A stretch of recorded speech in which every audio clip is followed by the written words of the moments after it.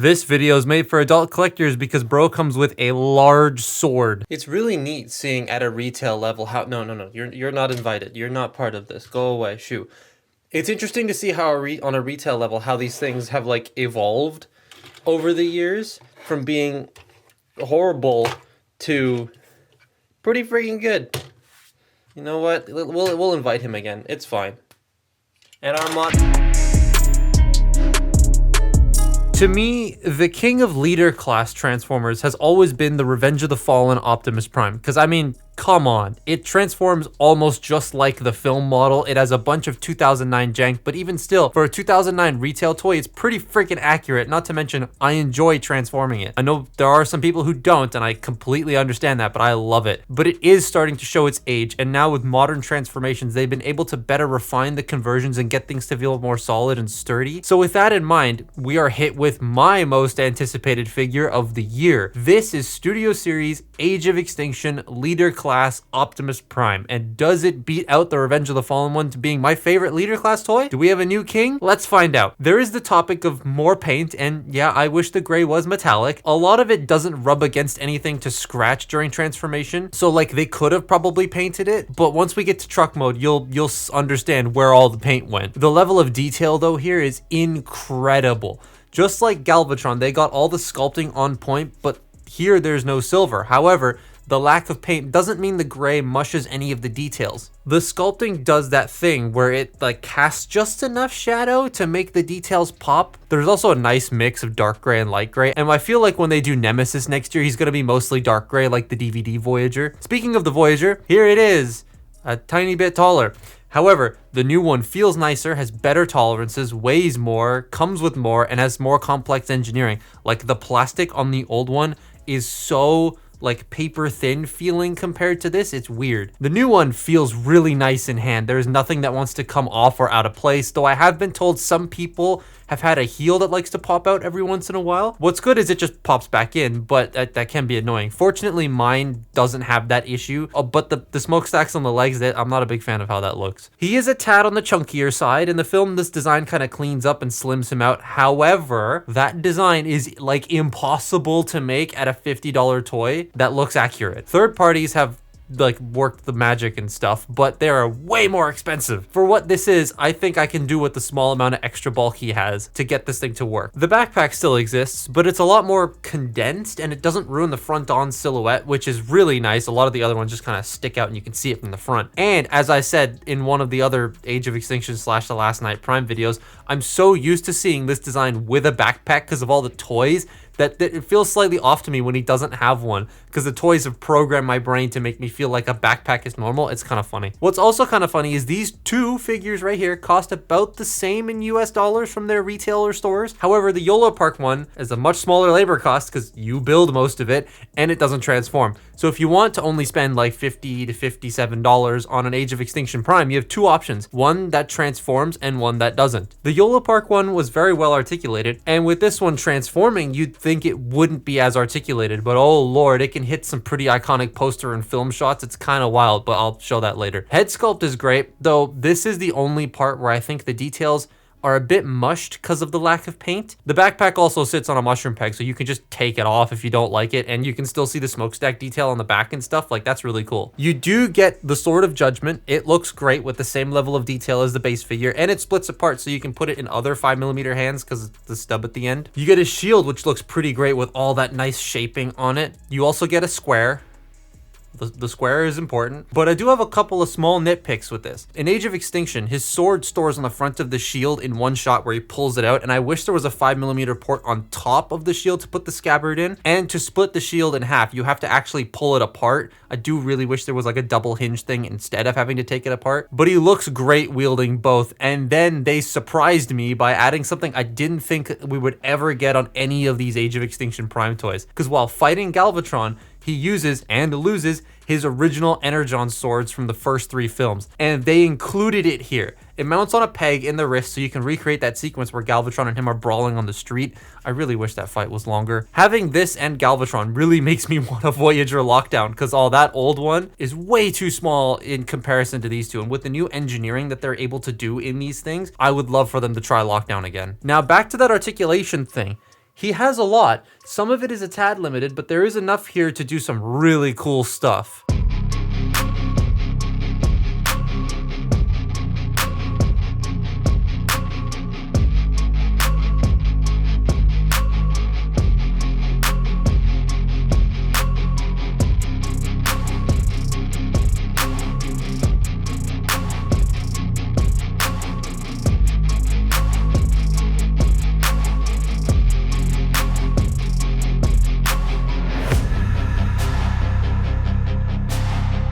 So before we get into the articulation of this proper, I want to quickly just run you down the articulation of this, which is a really rattly feeling figure with loose joints. Anyways, it's the head, ball joint, you got up, down, you got a little bit of tilt, and you got left and right about that far. Oh, they untabbed. Shoulders can do a full 360 degrees. You have a butterfly joint just because of that transformation hinge. The shoulders can move out, the shoulder pads can accommodate. Bicep rotation, 90-degree elbows, nothing at the wrist. You do have a waist joint. Hips go forward, back, in and out. Thigh rotation, 45-degree knee bend, and nothing at the feet. So that was this, and we were content with this for a very, very long time. Enter this man. I put the Voyager on the floor. His articulation is a lot nicer. However, the lower legs aren't limited, but I wish they could do a little bit more. So the head can rotate a lot farther now. It still bumps into the collar, but it can pretty much get to a natural left and right. You have quite a bit of pivot, a little bit up, down. So you've got that. The shoulders can do a full 360. There's no butterfly hinge, and I kind of wish there was, but given how this whole transformation works, I don't know how they would have fit one in. The shoulders can move out, the shoulder pads move out of the way, but also the hinge moves. It's on its own separate joint, so it too can get out of the way to accommodate that, and then you can like rotate it to the back like it does in the film when he moves his arms out and stuff. That's really cool. You have a bicep rotation, double jointed elbows, which is very nice, wrist rotation, and this is not for transformation. He can do that. It's mainly to get this thing in his arm, but the fact that it can go all the way like this means you can then point his wrists down, he can point his sword out, which I love. And then you have opening and closing fingers. The hip skirts can move out of the way. He has a waist joint, which is underneath the hip skirts. The hips can go forward, they can go back, they can go in and out. You have thigh rotation. Now I thought with all this junk under here, the knee bend would be kind of but you get a full 90. That's actually quite nice. It's like shaped in such a way that the hip and the knee is like a little bit pushed further back. So like you can get that full knee bend, which is awesome. And then you have your ankle tilt, no down and up, but ankle rotation. That's for transformation too, but like, it's really nice. It feels as posable as this idiot was.